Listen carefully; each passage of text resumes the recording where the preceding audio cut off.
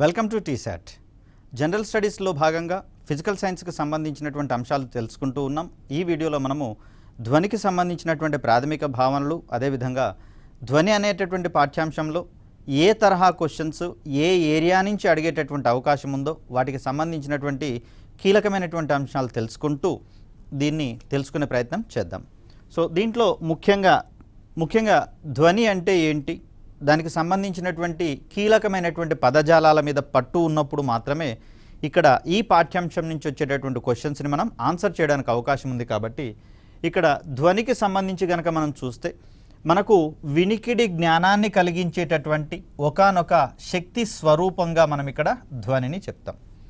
ముఖ్యంగా చెప్తే ఇది ఒక తరంగ రూపంలో ప్రయాణించేటటువంటి అవకాశం ఉన్నటువంటి ఏరియా కాబట్టి సో తరంగాలలో వచ్చేటటువంటి కొన్ని ప్రాథమికమైనటువంటి భావనలు కూడా ఇక్కడ మనం అప్లై చేసుకుంటూ ముందుకు వెళ్ళాల్సినటువంటి పరిస్థితి. సో ఇక్కడ కంపించేటటువంటి వస్తువుల నుండి ఉద్భవించినటువంటి ధ్వని గాలిలో యాంత్రిక తరంగాల రూపంలోను, అదేవిధంగా ఘనద్రవ పదార్థాల గుండా తిర్యక్ తరంగాల రూపంలోనూ ప్రయాణిస్తుంది అని చెప్పేసి చెప్పుకున్నాం. ఇక్కడ అఫ్కోర్స్ తిర్యక్ తరంగాలు అనేవి కూడా యాంత్రిక తరంగాలే కాబట్టి గాలిలో ఇవి అనుదైర్ఘ్య తరంగాల రూపంలో ప్రయాణిస్తాయి అని మాట్లాడదాం. సో గాలిలో అయితేనేమో అనుదైర్ఘ్య తరంగాల రూపంలో ప్రయాణిస్తూ ఉంటే ఘన ద్రవ పదార్థాల గుండా తిర్యక్ తరంగాల రూపంలో ధ్వని ప్రయాణిస్తుందని చెప్పేసి అంటాం. మోరోవర్ ఇక్కడ ధ్వని అనేది యాంత్రిక తరంగంగా మనం చెప్తున్నాం. ధ్వని అనేది యాంత్రిక తరంగము అనగా ఇది శూన్యం గుండా ప్రయాణింపజాలదు అనేది ఇక్కడ మనం గుర్తుంచుకోవాలి. సో దీనికి సంబంధించి మరికొన్ని అంశాలు చూస్తే ధ్వని ప్రయాణించడానికి యానకం అవసరమని గంటజాడి ప్రయోగం ద్వారా రుజువు చేసినటువంటి వ్యక్తిగా రాబర్ట్ బాయిల్ అనేటటువంటి వ్యక్తి మనకు కనిపిస్తూ ఉంటాడు. సో తను ఒక గంటజాడి లాంటి పరికరాన్ని తీసుకొని దాంట్లో ఒక ఎలక్ట్రిక్ బెల్లుని అమర్చి ఆ జాడీలో ఉన్నటువంటి గాలిని మొత్తం తీసివేస్తూ ఆ ధ్వని ఎంత మేరకు వినపడుతుంది అనేటటువంటి కోణంలో ప్రయోగం చేయడం జరిగింది. జాడీలోని గాలిని పూర్తిగా తొలగించిన తర్వాత ఎలక్ట్రిక్ బెల్ మోగడం కనిపిస్తోంది, కానీ దాని యొక్క శబ్దం వినిపించట్లేదని నిర్ధారించుకున్నాడు. కాబట్టి దాని ఆధారంగా ధ్వని ప్రయాణించడానికి యానకం ఖచ్చితంగా అవసరమని, కాబట్టి ధ్వని అనేది ఒక యాంత్రిక తరంగ స్వభావాన్ని కలిగి ఉన్నటువంటి తరంగంగా చెప్పడం అనేది జరిగింది. పై ప్రయోగం వల్ల ధ్వని తరంగాలు యాంత్రిక తరంగాలుగా రుజువు చేయడం అనేది జరిగింది. దీనికి సంబంధించినటువంటి ప్రయోగంగా గంటజాడి ప్రయోగాన్ని చెప్తాం. ఈ ప్రయోగాన్ని నిర్వహించినటువంటి వ్యక్తిగా రాబర్ట్ బాయిల్ని మనం పేర్కొంటాము.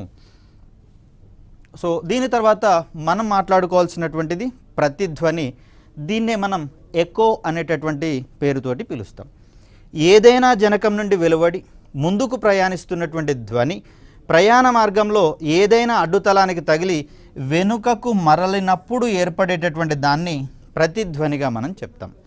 ఫర్ ఎగ్జాంపుల్ ఇక్కడ ఒక అడ్డుతలం ఉందనుకుందాం. సో ఇక్కడ ఒక మనిషి నిలబడి ఉన్నాడని చెప్పేసి అనుకుందాం. సో తన నుండి వెలువడినటువంటి ధ్వని తరంగం ఏదైతే ఉందో ఇది అడ్డుతలానికి తగిలిన తర్వాత వెనక్కి మరలిన తర్వాత తనకు ఎకోగా వినపడేటటువంటి అవకాశం ఉంది. అంటే ఈ ధ్వనిని ప్రొడ్యూస్ చేయడమే కాకుండా దాని యొక్క ప్రతిధ్వనిని కూడా వినేటటువంటి అవకాశం అనేది ఇక్కడ మనకు కనిపిస్తూ ఉంది. సో ప్రతిధ్వనికి సంబంధించినటువంటి కొన్ని అంశాలు కనుక మనం గమనిస్తే, ఒక పరిశీలకుడు ప్రతిధ్వనిని స్పష్టంగా వినాలి అంటే ధ్వనికి ప్రతిధ్వనికి మధ్య కనీస కాల వ్యవధి 1/10 సెకండ్ల పాటు ఉండాల్సి ఉంటుంది. అంటే ఒక శబ్దం వెలువడిన తర్వాత 1/10 సెకండ్ల తర్వాత ఆ ప్రతిధ్వని గనక చెవిని చేరినట్లయితే ఆ శబ్దం యొక్క డిఫరెన్స్ని పరిశీలకుడు ఖచ్చితంగా వినేందుకు అవకాశం ఉంటుంది.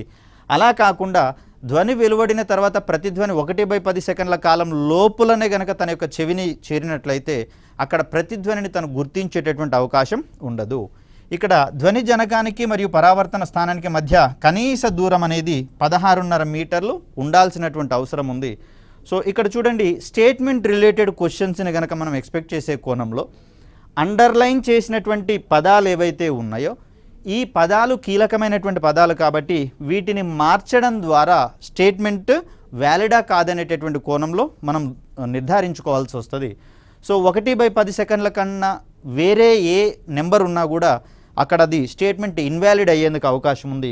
సెకండ్ స్టేట్మెంట్లో 16.5 మీటర్లు కాకుండా ఇక్కడ ఒకవేళ 16.5 నెంబర్ కనిపించి ప్రమాణాలలో మీటర్ లేకపోయినా లేదా మీటర్లు యాజ్ ఇట్ ఈస్గా ఉండి నెంబర్ వేరేది ఉన్నా కూడా స్టేట్మెంట్ అనేది ఇన్వాలిడ్ అవుతుంది. మరి మిగతా వాటిలలో దేనైనా మార్చడానికి అవకాశం ఉందా అంటే పెద్దగా లేదు. స్టేట్మెంట్ రిలేటెడ్ క్వశ్చన్స్లలో ఏ పదం అయితే కీలకంగా ఉంటుందో ఆ పదం మీద మాత్రమే దృష్టి సారించి దాన్ని మార్చేటటువంటి ప్రయత్నం చేస్తారు. అలా స్టేట్మెంట్స్ వ్యాలిడా ఇన్వాలిడ్ అనేటటువంటి కోణంలో మనం ఒక నిర్ధారణకు వచ్చిన తర్వాత దాన్ని ఆన్సర్ చేయాల్సి ఉంటుంది. సో ఈ క్రమంలో కనీస కాల వ్యవధి 1/10 సెకండ్లు అంటాం. అదేవిధంగా కనిష్ట దూరం లేదా కనీస దూరాన్ని 16.5 మీటర్లుగా చూస్తాం. అంటే ధ్వని వెలువడిన తర్వాత ప్రతిధ్వనిని స్పష్టంగా వినాలి అంటే అక్కడ పరావర్తన తలానికి మరియు పరిశీలకునికి మధ్య ఉండాల్సినటువంటి కనీస దూరంగా 16.5 మీటర్లను పేర్కొంటూ ఉంటాం. ఇక దీని తర్వాత చూస్తే ధ్వని పరావర్తనం ఆధారంగా కొన్ని యాక్టివిటీస్ని మనం పెర్ఫామ్ చేసేటటువంటి అవకాశం ఉంది.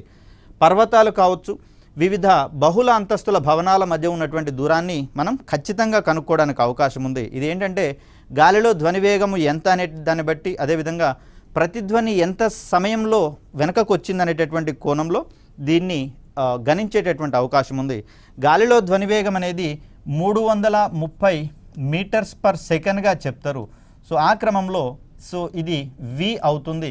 ఇక్కడ మనకు ఎకో ఎంతసేపట్లో వచ్చిందో టైంని గణించిన తర్వాత మనకు d = v/t అనేటటువంటి ఫార్ములా ఆధారంగా ఆ రెండు పర్వతాల మధ్య కావచ్చు, బహుళంతస్తుల భవనాల మధ్య కావచ్చు దూరాన్ని కనుక్కునేటటువంటి ప్రయత్నం చేస్తాం. యాక్చువల్గా దూరాన్ని కనుక్కోవడానికి అనేకమైనటువంటి ఉపకరణాలు ఉన్నాయి. స్కేల్ కావచ్చు, అదేవిధంగా టేప్ లాంటివి మనకి ఇక్కడ ఉన్నాయి. కానీ వాటి ద్వారా కొలిసినప్పుడు అంతకు మించినటువంటి దూరాలు కనుక ఉంటే ఈ సూత్రం ఆధారంగా ఆ మధ్య దూరాన్ని కనుక్కునే ప్రయత్నం చేస్తారు. అదేవిధంగా బావులు, గనుల వంటి వాటి లోతును కనుక్కోవచ్చు. అంటే ధ్వని ప్రొడ్యూస్ కావడము, ప్రతిధ్వని వినడము, ఈ రెండింటి యొక్క అంశాల ఆధారంగా వీటి యొక్క లోతును కనుక్కోవచ్చు. సముద్రాల లోతును కనుగొనడంతో పాటుగా సముద్రాలలో మునిగిపోయినటువంటి పడవలు, ఓడలు మొదలైనటువంటి వాటి యొక్క ఉనికిని కనుక్కునేటటువంటి ప్రయత్నం చేయవచ్చు. మరి ఈ ప్రక్రియనే మనము సోనార్ అనేటటువంటి టెక్నాలజీగా మనం చెప్తాం. దీన్నే మనం సౌండ్ నావిగేషన్ అండ్ రేంజింగ్గా మనం చెప్తాం. Sound navigation and ranging, sonar. So దీంట్లో ఒక శబ్దాన్ని సముద్రం యొక్క ఉపరితలం నుంచి సముద్రం లోపలికి విడుదల చేయడం అనేది జరుగుతుంది. సముద్ర తలాన్ని తాకిన తర్వాత ప్రతిధ్వని వెనక్కి మల్లుతుంది కదా, ఆ సందర్భంలో అది ఎంతసేపట్లో వెనుకకు వచ్చింది, సముద్రపు నీటిలో ధ్వనివేగం ఎంతుంది, ఈ రెండు అంశాల ఆధారంగా ఆ సముద్రాల యొక్క అడుగు భాగం ఎంత దూరంలో ఉందనేది తెలుసుకోవచ్చు. తద్వారా అక్కడ మునిగిపోయినటువంటి పడవలు కావచ్చు, ఓడలు కావచ్చు, సబ్మెరైన్స్ కావచ్చు, వాటి యొక్క ఐడెంటిటీని కనుక్కునే ప్రయత్నం చేస్తాం. సో ఇక్కడ పరావర్తనానికి సంబంధించినటువంటి మరొక కోణం ఏంటి అంటే బహుళ పరావర్తనం. అంటే ఒక మాధ్యమంలో ధ్వని తరంగాలు ఒకటి కంటే ఎక్కువ సార్లు పరావర్తనం చెందేటటువంటి ధర్మాన్ని మనం బహుళ పరావర్తనం అంటాం.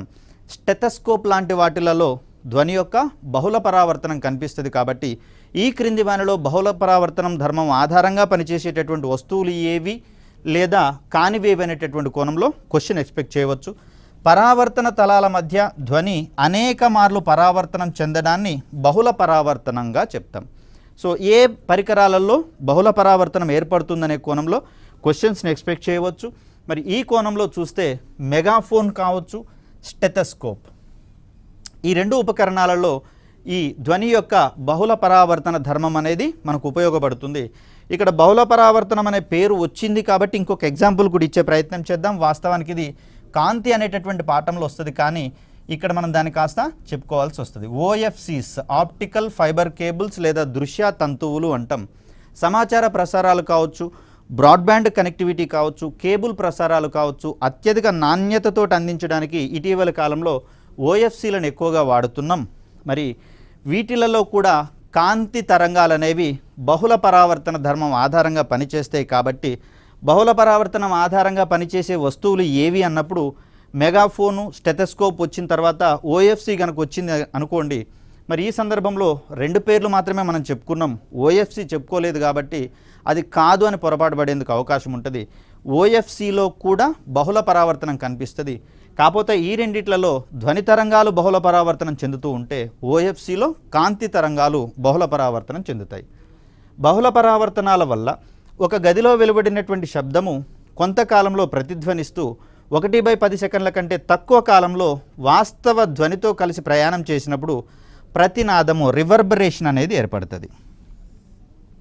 సో ఈ రివర్బరేషన్ అనేది వాస్తవ ధ్వని యొక్క క్వాలిటీని దెబ్బతీసేటటువంటి గుణంగా దీన్ని మనం చూస్తాం. కాబట్టి మోస్ట్ ప్రాబబ్లీ కొన్ని రకాలైనటువంటి భవనాలలో ఈ ప్రతినాదము రివర్బరేషన్ని తగ్గించేటటువంటి ఉపాయాలను చూస్తాం.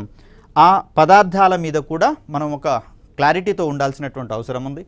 ప్రతినాదం వల్ల వాస్తవ ధ్వని యొక్క నాణ్యత దెబ్బతినేటటువంటి అవకాశం ఉంది. ఈ పరిస్థితి ఎక్కడొస్తుంది అంటే సినిమా హాళ్ళల్లో కావచ్చు, అదేవిధంగా మ్యూజిక్ కన్సర్ట్స్ ఏర్పాటు చేసినటువంటి సందర్భంలో ఆ యాక్చువల్ ధ్వని ప్రతినాదం వల్ల ఏమవుతుందంటే ఒరిజినల్ మ్యూజిక్ యొక్క ఫీల్ గుడ్ ఎక్స్పీరియన్స్ మనం చేయలేం. కాబట్టి సో ఆ సందర్భంలో ఇలాంటి పరిస్థితులలో ఏం చేయాల్సి వస్తుంది, రికార్డింగ్ స్టూడియోలు కావచ్చు, సినిమా హాళ్ళకు సంబంధించిన గోడలు పైకప్పులను ధ్వని శోషకాలతో కప్పి ఉంచేటటువంటి ప్రయత్నం చేస్తారు. సో ఇది ఒక అప్లికేషన్ తరహా క్వశ్చన్ కాబట్టి ఇక్కడ కూడా మనకు అసర్షన్ మరియు రీజనింగ్ టైప్ క్వశ్చన్స్ పడేందుకు అవకాశం ఉంది. సో సినిమా హాళ్ళ గోడలను థర్మాకోల్తో కప్పి ఉంచుతారనేది అసర్షన్ కాగా, థర్మాకోల్ అనేది ధ్వని శోషకంగా పనిచేస్తుందనేది రీజన్గా ఇచ్చినట్లయితే దాన్ని ఏఆర్ టైప్ క్వశ్చన్స్గా ఫ్రేమ్ చేసేటటువంటి అవకాశం ఉన్న సన్నివేశంగా మనం చూస్తాం. సో ఇక్కడ కంపించగలిగేటటువంటి ఏదేని వస్తువును తట్టినటువంటి సందర్భంలో ప్రతిసారి ఒక ప్రత్యేక పౌనఃపున్యంతో కంపిస్తూ ఉన్నటువంటి అంశాన్ని చూస్తాం. ఈ కంపనాలను మనము సహజ కంపనాలు అని, ఆ పౌనఃపున్యాన్ని మనము సహజ పౌనఃపున్యం అని చెప్పేసి అంటాం. సపోజ్ వీణను గనక మీటినటువంటి సందర్భంలో అక్కడ ఒక ప్రత్యేకమైనటువంటి కదలికల వల్ల మనకు దాంట్లో కంపనాలు ఏర్పడతాయి. వస్తువు కంపించినప్పుడు దాని యొక్క సహజమైనటువంటి గుణం ఏంటి అంటే ధ్వనిని వెలువరింపచేస్తుందని చెప్పేసి చెప్తాం. సో అలా ఈ తీగ వాయిద్యాలలో కావచ్చు, చర్మ వాయిద్యాలలో కావచ్చు, వాటిని తట్టినప్పుడు ఏర్పడేటటువంటి శబ్దాలన్నీ కూడా సహజ పౌనఃపున్యంతో వెలువడేటటువంటి తరంగాలుగా మనం చూస్తాం. మరి ఈ సందర్భంలో మనకు వస్తువు మీద బాహ్య బలాన్ని ప్రయోగించినప్పుడు లేదా ఇతర ఎక్స్టర్నల్ ఫోర్సెస్ వల్ల ప్రభావం వల్ల ఆ బలానికి అనుగుణమైనటువంటి పౌనఃపున్యంతో వస్తువు కంపించేటటువంటి సందర్భంలో, ఇంత క్రితం చెప్పినదేమో సహజమైనటువంటి ఫ్రీక్వెన్సీతో కంపించిందని చెప్పేసి అనుకున్నాం. ఇప్పుడు సహజ ఫ్రీక్వెన్సీ కంటే మించి కానీ లేకపోతే తగ్గి కానీ అక్కడ పౌనఃపున్యం కనుక ఉన్నట్లయితే అలాంటి సందర్భంలో ఆ కంపనాలను మనం బలాత్కృత కంపనాలుగా చెప్తాం. మరి వీటికి సంబంధించినటువంటి ఒక ప్రత్యేకమైనటువంటి సందర్భంగా మనకు రెజోనెన్స్ అనునాదం అనేది కనిపిస్తుంది. సో ఈ రెజోనెన్స్ యొక్క అప్లికేషన్స్ మీద కూడా మనకు క్వశ్చన్స్ పడేటటువంటి అవకాశం ఉంది. కాబట్టి దానికి సంబంధించినటువంటి అంశాన్ని ఒకసారి గమనించే ప్రయత్నం చేద్దాం. ఒకే సహజ పౌనఃపున్యం కలిగినటువంటి రెండు వస్తువులలో ఒకదానిని కంపింప చేసినప్పుడు దాని ప్రభావంతో రెండవది కూడా కంపిస్తే దాన్ని మనం అనునాదం అంటాం. వాస్తవానికి ఇక్కడ బలాన్ని దేని మీద అప్లై చేశామంటే మొదటి వస్తువు మీద అప్లై చేసినాము. సో ఆ సందర్భంగా ఏర్పడినటువంటి కంపనాల ప్రభావం వల్ల రెండవ వస్తువు కూడా దానికి సంబంధించినటువంటి కంపనాలకు అనుగుణంగా కంపించడాన్ని మనం ఇక్కడ అనునాదం అంటాం. వాస్తవానికి రెండవ వస్తువు మీద మనం ఎలాంటి బలాన్ని ప్రయోగించలేదు, కానీ మొదటి బల ప్రయోగం వల్ల ఏర్పడ్డ కంపనాల ఆధారంగా ఇది కంపించినటువంటి సందర్భంలో దాన్ని మనం అనునాదంగా చెప్పుకుంటూ ఉన్నాం. అనునాదం యొక్క అప్లికేషన్స్ అనేవి చాలా ఉన్నాయి. కాబట్టి అప్లికేషన్స్ అనేటటువంటి ఏరియాలో కూడా మనము అసర్షన్ మరియు రీజనింగ్ టైప్ క్వశ్చన్స్ని ఎక్కువగా ఎక్స్పెక్ట్ చేసేందుకు అవకాశం ఉంది. సో ఇప్పుడు చూద్దాం. రోడ్ల మీద వాహనాలు ప్రయాణించేటటువంటి సందర్భంలో ఇళ్లలోని కిటికీలు మరియు తలుపులు కొట్టుకునేటటువంటి సందర్భాన్ని మనం గమనించవచ్చు, లేదా ఒక రకమైనటువంటి శబ్దాలను అవి చేయడాన్ని మనం ఇక్కడ గమనించవచ్చు. దీనికి కారణం ఏంటి అంటే అక్కడ ఆ వాహనాలు ప్రయాణించేటప్పుడు వాటి నుంచి వెలువడేటటువంటి ఫ్రీక్వెన్సీ ఏదైతే ఉందో ఇవి భూమి గుండా ప్రయాణిస్తూ కిటికీలు తలుపులను చేరినటువంటి సందర్భంలో ఆ కంపనాల ప్రభావం వల్ల కిటికీలు మరియు తలుపులు కూడా కంపించేటటువంటి అవకాశం ఉంది. కాబట్టి సో వాహనాల యొక్క ఫ్రీక్వెన్సీ అనేది కిటికీలు మరియు తలుపులు అవి సహజ పౌనఃపున్యంతో కొట్టుకునేటటువంటి అవకాశం ఉంది. కాబట్టి ఈ సందర్భంలో దీన్ని మనం రెజోనెన్స్ అనునాదం యొక్క అప్లికేషన్గా మనం చూస్తాం. అదేవిధంగా రేడియో, టీవీ, మొబైల్ ఫోన్లు పనిచేయడంలో కూడా ఇమిడి ఉన్నటువంటి సూత్రాన్ని మనం ఇక్కడ అనునాదం అంటాం. సో ఇక్కడ వచ్చేటటువంటి తరంగాలుగా మనము రేడియో తరంగాలను చెప్తాం. ఒక నిర్దిష్ట ఫ్రీక్వెన్సీ తోటి వెలువరించబడినటువంటి రేడియో తరంగాలు మనకు రేడియో, టీవీ మరియు మొబైల్ ఫోన్లలో అదే ఫ్రీక్వెన్సీకి మ్యాచ్ అయ్యేటటువంటి సందర్భంలో ఆ రేడియో తరంగాలు ఇక్కడ ప్లే చేయబడ్డాన్ని మనం చూడవచ్చు. సపోజ్ రేడియోలో ఒక స్టేషన్కి ఒక ఫ్రీక్వెన్సీ ఉంటుంది కాబట్టి ఆ స్టేషన్ని సెట్ చేసినప్పుడు దాని ఫ్రీక్వెన్సీకి రిలేటెడ్గా ఉండేటటువంటి రేడియో వేవ్స్ని అది రిసీవ్ చేసుకుంటుంది. అలా రేడియో పనిచేయడం అనేది చూస్తాం. టీవీ మొబైళ్ళలో కూడా రెజోనెన్స్ అనేటటువంటి ఈ ధర్మం ఆధారంగానే అవి పనిచేయడం అనేది మనం గమనిస్తూ ఉన్నాం. అదేవిధంగా వీధిలో బ్యాండ్ మేళం మోగేటటువంటి సందర్భంలో ఇంట్లో ఉన్నటువంటి ఖాళీ పాత్రలు కూడా కంపించేటటువంటి అవకాశం ఉంటుంది. ఈ మధ్యకాలంలో హోమ్ థియేటర్స్ పెట్టుకున్నటువంటి సందర్భాలలో ఇంట్లో ఉన్నటువంటి పాత్రలు కూడా వాటికి తగ్గట్టుగా కంపించడాన్ని మనం గమనిస్తూనే ఉన్నాం. వీటన్నిటికీ రీజన్స్గా మనం అనునాదాన్ని పేర్కొంటాం. సో దీని తర్వాత చూడాల్సినటువంటి అంశంగా వాహనాలు నిర్ణీత వేగంతో ప్రయాణించేటటువంటి సందర్భంలో ఇంజన్ వెలువరించేటటువంటి కంపనాల ప్రభావం వల్ల వాహనం నుంచి కూడా ఒక ప్రత్యేకమైనటువంటి శబ్దం వస్తుంది. దీనికి కారణంగా కూడా ఇంజిన్ ఫ్రీక్వెన్సీకి వెహికల్ యొక్క బాడీ అనేది కూడా అదే ఫ్రీక్వెన్సీకి మ్యాచ్ అయ్యేటటువంటి సందర్భంలో ఈ ప్రత్యేక శబ్దం వెలువడడాన్ని మనం చూస్తాం. బస్సులు నిర్ణీత వేగంతో ప్రయాణించేటటువంటి సందర్భంలో వాటికి సంబంధించినటువంటి కిటికీలు కూడా కంపించేటటువంటి అవకాశం ఉంది. సో దీనికి రీజన్ కూడా మనం ఇంజిన్ ఫ్రీక్వెన్సీ, ఈ కిటికీల యొక్క కంపించే ఫ్రీక్వెన్సీ రెండు మ్యాచ్ అయినప్పుడు అనునాద ప్రక్రియ వల్ల ఈ రకమైనటువంటి శబ్దం అనేది ఏర్పడుతూ ఉంటుంది. దీని తర్వాత మనం చూసినట్లయితే కవాతు చేసేటటువంటి సందర్భంలో సైనికులు వంతెనల మీదుగా నడిచేటటువంటి సందర్భంలో వారిని కవాతు చేయడం ఆపేయమని చెప్తారు. ఇక్కడ ఒక ఎక్సెంప్షన్ అనేది ఉంది. ఈ బ్రిడ్జి ఏదైతే ఉందో దాని కింద ఉన్నటువంటి నది కావచ్చు, కాలువ కావచ్చు, దాని నుంచి నీరు గనక ప్రవహించని సందర్భంలో కవాతును ఆపివేయమని చెప్పేసి అంటారు. ఒకవేళ నది నిండుగా లేదా బ్రిడ్జిని ఆనుకుంటూ నీళ్లు గనక ప్రవహించేటటువంటి సందర్భంలో కవాతు ఆపివేయాల్సినటువంటి అవసరం లేదు. సో ఈ కవాతు వల్ల ఏర్పడేటటువంటి ఆ శబ్దాల యొక్క పౌనఃపున్యం ఏదైతే ఉందో ఆ శబ్ద పౌనఃపున్యానికి బ్రిడ్జ్ యొక్క కంపించే పౌనఃపున్యం కనుక మ్యాచ్ అయిందనుకోండి, నీళ్లు లేనటువంటి సందర్భంలో బ్రిడ్జి కంపించడం ద్వారా కూలిపోయేటటువంటి అవకాశం ఉంది. అదే నీళ్లు ప్రవహించేటటువంటి సందర్భంలో ఈ ప్రమాదం అనేది ఉండదు. అదేవిధంగా అనునాద ప్రక్రియ సహాయంతో గాలిలో ధ్వని వేగాన్ని క్యాల్కులేట్ చేసినటువంటి వ్యక్తిగా మనకు DC మిల్లర్ అనే వ్యక్తి కనిపిస్తాడు. సో ఇతని ప్రకారము 0 డిగ్రీ సెంటీగ్రేడ్ టెంపరేచర్ దగ్గర గాలిలో ధ్వని వేగము V = 330 మీటర్స్ పర్ సెకండ్గా మనం చెప్తాం. సో ఇది మనకు డైరెక్ట్ క్వశ్చన్ వచ్చేందుకు అవకాశం ఉంది. లేదా V = 330 ప్లస్ 0.61 ఇంటూ టీ అనేది అక్కడ ఆ ప్రాంతంలో టెంపరేచర్గా మనం చెప్తాం, మీటర్స్ పర్ సెకండ్గా మనం చెప్తాం. సపోజ్ 20 డిగ్రీల సెంటీగ్రేడ్ దగ్గర చూసుకుంటే మనకు ఇది కొంచెం 332 మీటర్స్ పర్ సెకండ్గా ఉండేందుకు అవకాశం ఉంది. సార్ మనం ఇక్కడ 330 మీటర్స్ పర్ సెకండ్గా చెప్పుకున్నామంటే ఇది 0 డిగ్రీ సెంటీగ్రేడ్ దగ్గర టెంపరేచర్ పెరుగుతూ పోతున్నటువంటి సందర్భంలో దాన్ని 0.61తో మల్టిప్లై చేసి 330కి యాడ్ చేసినట్లయితే ఒక నిర్దిష్ట ఉష్ణోగ్రత దగ్గర మనకు గాలిలో ధ్వనివేగం అనేది తెలుస్తుంది. సో దీని తర్వాత ధ్వనివేగానికి సంబంధించి చూస్తే గాలిలో వేర్వేరు యానకాలలో ధ్వనివేగము వేర్వేరుగా ఉండేటటువంటి అవకాశం ఉంది. సో దీనికి సంబంధించి కంపారిటివ్లీ మనకు క్వశ్చన్స్ కూడా పడేందుకు అవకాశం ఉంది. కాబట్టి ధ్వనివేగం అనేది అన్నిట్లో కంటే వజ్రంలో అధికంగా ఉండేందుకు అవకాశం ఉంది. దీనికి రీజన్ ఏంటంటే వజ్రానికి అన్నిటికంటే అధికమైనటువంటి యంగ్ గుణకం ఉంటుందండి. సో యంగ్ గుణకం అత్యధికంగా ఉన్నటువంటి వస్తువులకు ధ్వనివేగం అధికంగా ఉంటుంది కాబట్టి దీన్ని మనం అలా చూస్తాం. ఇక వాయువుల విషయానికి వచ్చేసరికల్లా ధ్వనివేగము హైడ్రోజన్లో అత్యధికంగా ఉండేటటువంటి అవకాశం ఉంది. బట్ గాలిలో హైడ్రోజన్ వాయువు ఒక్కటే కాకుండా నీటి ఆవిరి, కార్బన్ డైఆక్సైడ్, నైట్రోజన్ ఇట్లాంటి వాయువులు కూడా ఉన్నాయి. కాబట్టి ఆ సందర్భంలో గాలిలో ధ్వనివేగం అనేది హైడ్రోజన్లో ఉన్నటువంటి వేగం కంటే తక్కువగా క్యాల్కులేట్ చేస్తాం. గాలి అనేది విభిన్న వాయువుల మిశ్రమం కాబట్టి.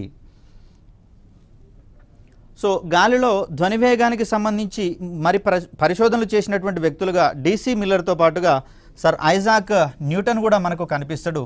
తన ప్రకారము V =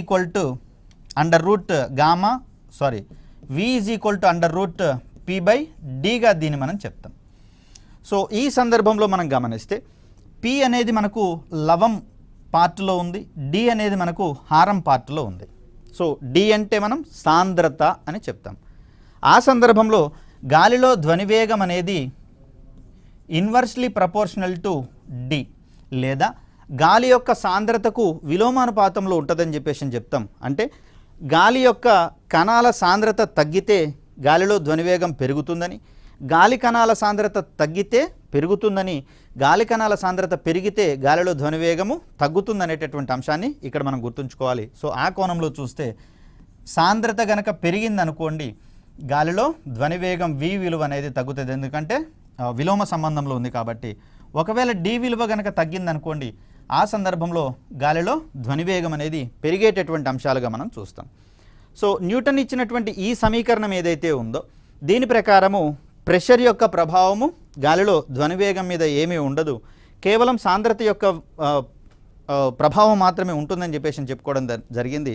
మరి అలాంటి సందర్భంలో ఘన, ద్రవ, వాయు పదార్థాలన్నింటిలలో సమానమైనటువంటి వేగాన్ని కలిగి ఉండాల్సి వస్తుంది. మరి ఆ సందర్భంలో ఈ ఈక్వేషన్లో కొన్ని లోటుపాట్లు ఉన్నాయి కాబట్టి దాన్ని సవరించినటువంటి శాస్త్రవేత్తగా మనకు లాప్లాస్ అనేటటువంటి వ్యక్తి కనిపిస్తాడు. సో వీరిద్దరి కలయిక వల్ల ఆవిర్భవించినటువంటి కొత్త సూత్రాన్ని మనము న్యూటన్ లాప్లాస్ ఈక్వేషన్ అంటాం. దీన్నే v √γ p/dగా మనం చెప్తాం. ఇక్కడ గామా అనేది వాయువుల యొక్క విశిష్టోష్ణంగా మనం చెప్తాం. సో ఆ సందర్భంలో వేర్వేరు వాయువులకు వేర్వేరు విశిష్టోష్ణాలు ఉంటాయి కాబట్టి వేర్వేరు వాయువులలో ధ్వని వేగాలు డిఫరెంట్గా ఉంటాయి అనేటటువంటి ఆస్పెక్ట్ని ఇక్కడ మనం అర్థం చేసుకోవచ్చు. అదేవిధంగా d విలువ అనేది హారం పార్టులో ఉంది, డినామినేటర్గా ఉంది కాబట్టి ఈ క్రమంలో సాంద్రత యొక్క ప్రభావము విలోమంగా ఉంటుంది గాలిలో ధ్వని వేగానికి అనేది గుర్తుంచుకోవాలి. గాలిలో ధ్వని వేగము వివిధ వాయువుల విశిష్టోష్ణంపై ఆధారపడి ఉంటుంది కాబట్టి వేర్వేరు వాయువులలో గాలిలో ధ్వని వేగం అనేది వేర్వేరుగా ఉంటుందనేది చూసుకుంటాం. సో గాలిలో కంటే నీటిలో ధ్వని వేగము 5 రెట్లు ఎక్కువగా ఉంటుంది. మోస్ట్ ప్రాబబ్లీ ఇక్కడ కనుక మనం గమనిస్తే అన్నిటికంటే ఘన పదార్థాలలో ధ్వని వేగం అధికంగా ఉంటుంది. దీనికంటే తక్కువగా ఘన పదార్థాలలో ధ్వని వేగం ఎక్కువగా ఉంటుంది. వీటి తర్వాత ద్రవ పదార్థాలు, వీటికంటే మనకు వాయు పదార్థాలు. సో అన్నిటికంటే కనిష్టంగా ధ్వని వేగం అనేది వాయువులలో కనిపిస్తుంది. సో అత్యధికంగా ఘన పదార్థాలలో కనిపిస్తుంది, మధ్యస్థంగా ద్రవాలలో ఉండేటటువంటి అంశంగా మనం చూస్తాం. సో ఈ సందర్భంలో ఒకవేళ గాలిని కావచ్చు, నీటిని కావచ్చు, అదేవిధంగా ఉక్కు, వీటికి సంబంధించినటువంటి క్రమాన్ని కనుక ఆరోహణ లేదా అవరోహణ క్రమాలలో ఇచ్చేందుకు అవకాశం ఉంటుంది. అత్యధికంగా ఉక్కులో ఉంటుంది, అత్యల్పంగా గాలిలో ఉంటుంది, మధ్యస్థంగా నీటిలో ఉంటుంది. కాబట్టి ఆరోహణ క్రమం విషయానికి వస్తేనేమో గాలి, నీరు, ఉక్కు చెప్తాం. అవరోహణ క్రమం విషయానికి వస్తే ఉక్కు, నీరు, గాలిని మనం పేర్కొనాల్సి వస్తుంది. సో అలా వరుస క్రమాన్ని కూడా కంపారిటివ్లీ అడిగేటటువంటి అవకాశం ఉన్న ఏరియా ఇదనమాట. సో దీని తర్వాత మనం చూస్తే ఒక్కొక్క యానకంలో ఎంత వేగం ఉందనేది ఒకసారి గమనిస్తే ఇదంతా 0 డిగ్రీ సెంటీగ్రేడ్ దగ్గర మనం చూస్తున్నటువంటి అంశాలు. సో ఇక్కడ రాగి విషయానికి వచ్చేసరికల్లా 3560 మీటర్స్ పర్ సెకండ్ ధ్వనివేగం అనేది ఉంటుంది. అదేవిధంగా ఉక్కుని గనక గమనిస్తే 5000 మీటర్స్ పర్ సెకండ్ గమనిస్తూ ఉన్నాం. సో గాజుకు సంబంధించి 5640, అల్యూమినియంకి వచ్చేసరికల్లా 6420, వజ్రంకి వచ్చేసరికల్లా 12000 మీటర్స్ పర్ సెకండ్ వేగం అనేది ఇక్కడ మనం చూస్తూ ఉన్నాం ధ్వని వేగానికి సంబంధించి. మరి ఆ క్రమంలో ఇక్కడ కూడా మనం ఒక వరుస క్రమాన్ని ఎక్స్పెక్ట్ చేసేటటువంటి క్వశ్చన్ని కూడా చూడవచ్చు. సో అన్నిటికంటే గరిష్టంగా ఉన్నది మనకు వజ్రము, ఎందుకంటే మిగతా పదార్థాలన్నిటితో కంపేర్ చేస్తే వజ్రం యొక్క యంగ్ గుణకము అనేది ఎక్కువగా ఉంటుంది కాబట్టి సో దానికి సంబంధించినటువంటి అంశంగా చూస్తాం. ఇక ద్రవయానకాల విషయానికి వచ్చేసరికల్లా సో దీంట్లో మానవ రక్తంలో ఇక్కడ సాధారణ శరీర ఉష్ణోగ్రత వద్ద ఈ వేగం అనేది వస్తుంది. సో ఆల్కహాల్ విషయానికి వచ్చేసరికల్లా 1213 మీటర్స్ పర్ సెకండ్, పాదరసం విషయానికి వచ్చేసరికల్లా 1450, నీటి విషయానికి వచ్చేసరికల్లా 1493, సముద్రపు నీటి విషయానికి వచ్చేసరికల్లా 1533 మీటర్స్ పర్ సెకండ్. ఇంత క్రితం మనం మాట్లాడుకున్నాం సోనార్ అనేటటువంటి ప్రక్రియ ద్వారా. సో ఇక్కడ సముద్రపు నీటిలో ధ్వనివేగం మనకు తెలుసు. ఆ ప్రతిధ్వని అనేది ఎంత సమయంలో మనల్ని చేరిందో గమనించుకొని ఆ సమయాన్ని ఇక్కడ సముద్రపు నీటిలో వేగంతో మల్టిప్లై చేసినప్పుడు మనకు అక్కడ దూరం అనేది తెలుస్తుంది, సముద్రాల యొక్క లోతు అనేది తెలిసేందుకు అవకాశం ఉంది. అదేవిధంగా మానవ రక్తంలో కనుక గమనిస్తే 1570 మీటర్స్ పర్ సెకండ్. ఈ కోణంలో మనకు ద్రవయానకాలలో అన్నిటికంటే కూడా మానవుని యొక్క రక్తంలోనే ధ్వనివేగం అనేది అత్యధికంగా కనిపిస్తూ ఉంది. సో దీని తర్వాత వాయు యానకాలకు సంబంధించి కనుక మనం గమనిస్తే కార్బన్ డైఆక్సైడ్లో 260 మీటర్స్ పర్ సెకండ్, గాలిలో ఇది 0 డిగ్రీ సెంటీగ్రేడ్ దగ్గర అనుకున్నాం కాబట్టి 330 మీటర్స్ పర్ సెకండ్ కనిపిస్తుంది. నీటి ఆవిరిలో 405 మీటర్స్ పర్ సెకండ్. హైడ్రోజన్ విషయానికి వచ్చేసరికల్లా అత్యధికంగా 1269 మీటర్స్ పర్ సెకండ్ వేగం అనేది మనకి ఇక్కడ కనిపిస్తూ ఉంది.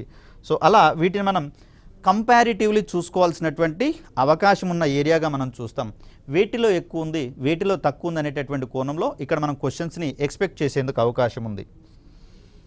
దీని తర్వాత గాలిలో ధ్వనివేగాన్ని ప్రభావితం చేసేటటువంటి మిగతా అంశాలు కనుక గమనిస్తే ఇక్కడ తేమ యొక్క ప్రభావాన్ని మనం పరిశీలించాల్సి వస్తుంది.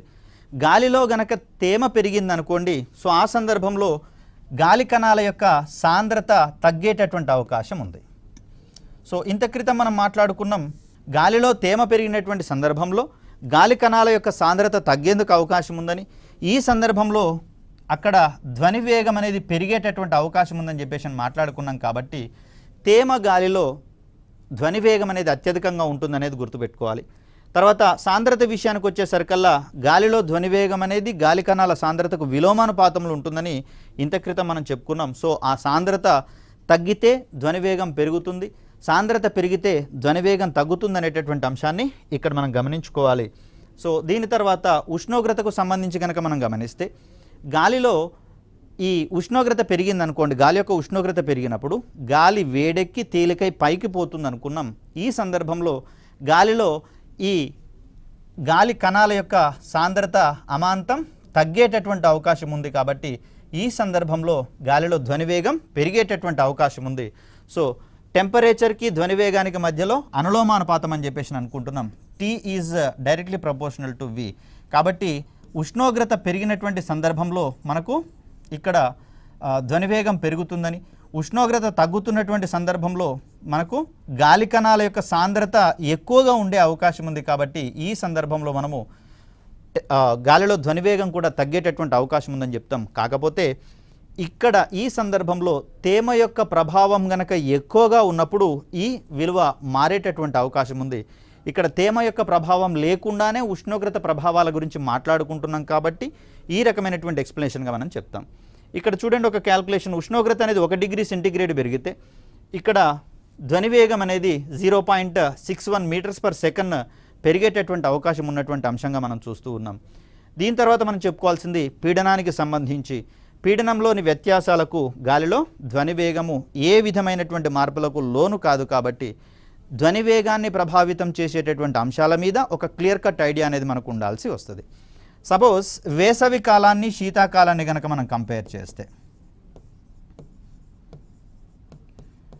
సో ఒకటే టెంపరేచర్ ఉన్నటువంటి క్రమంలో ఈ 2 రోజులలో ఏ రోజున మనకు ధ్వనివేగం ఎక్కువగా ఉంటుందనే కోణంలో కూడా కంపారిటివ్లీ క్వశ్చన్ అడగడం జరిగింది.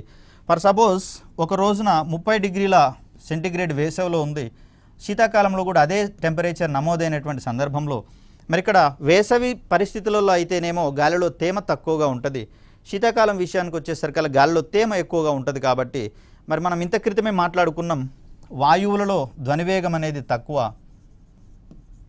Compared with ద్రవాలలో.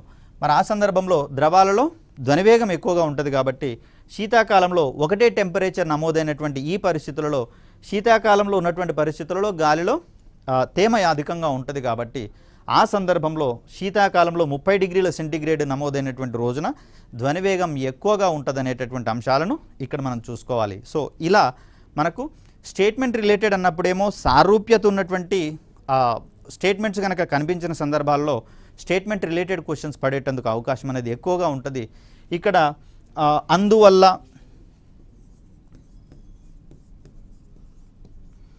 ఆ కారణంగా, దాని ఫలితంగా ఇలాంటి కీవర్డ్స్ కనిపించిన ఏరియాలో ఖచ్చితంగా assertion and reasoning type of question పడేందుకు అవకాశం ఉంది. దీనితో పాటుగా అప్లికేషన్స్, అనువర్తనాలు అన్నిట్లలో కూడా మనము assertion and reasoning type of క్వశ్చన్స్ని ఈ అప్లికేషన్స్ ఉన్న దగ్గర కూడా మనం ఎక్స్పెక్ట్ చేసేటందుకు అవకాశం ఉంది. కాబట్టి ఇక్కడ ఆ కోణంలో తప్పించి మిగిలిన కోణాలలో మనం క్వశ్చన్స్ని ఎక్స్పెక్ట్ చేసేటందుకు అవకాశం లేదు. అసర్షన్ అండ్ రీజనింగ్ రావాలి అంటే ఈ పదజాలాలు మనకు కనిపించిన ప్రదేశాలలో మాత్రమే ఈ టైప్ ఆఫ్ క్వశ్చన్స్ పడతాయి. మరి ఆ సందర్భంలో ఈ యాంగిల్స్ ఎక్కడెక్కడ ఉన్నాయో ఐడెంటిఫికేషన్ చేసి ముందే పెట్టుకుంటే మనం ఆ క్వశ్చన్ వచ్చినప్పుడు ఈజీగా దానికి సంబంధించినటువంటి ఆన్సర్ని ఐడెంటిఫై చేసేందుకు అవకాశం ఉంది. సో ఇలా మనకు ధ్వనికి సంబంధించి ప్రతినాదానికి సంబంధించి కావచ్చు, అనునాదానికి సంబంధించి కావచ్చు, అదేవిధంగా గాలిలో ధ్వని వేగాన్ని ప్రభావితం చేసేటటువంటి అంశాల కోణంలో గతంలో చాలాసార్లు క్వశ్చన్స్ అడగడం అనేది జరిగింది. కాబట్టి వాటి వెనకాల ఉన్నటువంటి బేసిక్ కాన్సెప్ట్స్ని కనుక మనం గుర్తుపెట్టుకుంటే క్వశ్చన్స్ స్ట్రాటజీ ఏ విధంగా వచ్చినా కూడా ఆన్సర్ చేయడానికి మనకు చాలా ఈజీగా ఉంటుంది. సో అలా మన యొక్క ప్రిపరేషన్ స్ట్రాటజీని కనుక మెరుగుపరుచుకున్నట్లయితే కాన్సెప్ట్స్ మన దగ్గర పెట్టుకున్నటువంటి సందర్భంలో ఎలాంటి క్వశ్చన్ అయినా ఈజీగా ఆన్సర్ చేసేటటువంటి సామర్థ్యం మనకు వస్తుంది. తద్వారా మనకు యాడ్ అయ్యేటటువంటి ప్రతి మార్క్ కూడా కొన్ని రకాలైనటువంటి ఎగ్జామ్స్లో క్యాడర్ని కూడా పెంచేటటువంటి అవకాశం ఉంది, ఒక బెటర్ క్యాడర్ని చేరుకునేందుకు అవకాశం ఉంది. కాబట్టి సో అందులో మనకు సైన్స్ని కాన్సెప్ట్స్ ఈజీగా ఉంచుకుంటే, అర్థం చేసుకుంటే, అవగాహన చేసుకుంటే ఆన్సర్ చేయడం ఈజీ. కాబట్టి ఈ స్ట్రాటజీతోటి మనం కనుక ప్రిపరేషన్ సాగిస్తే మార్క్స్ గెయిన్ చేయడమే కాదు, జాబ్ సెక్యూర్ చేయడంలో కూడా మనకు అది ఒక కీ రోల్ పోషిస్తుంది. కాబట్టి మరి మిగతా పాఠ్యాంశాలను కూడా ఇలాగే నేర్చుకునేటటువంటి ప్రయత్నం చేద్దాం. అప్పటి వరకు సెలవు. ధన్యవాదాలు.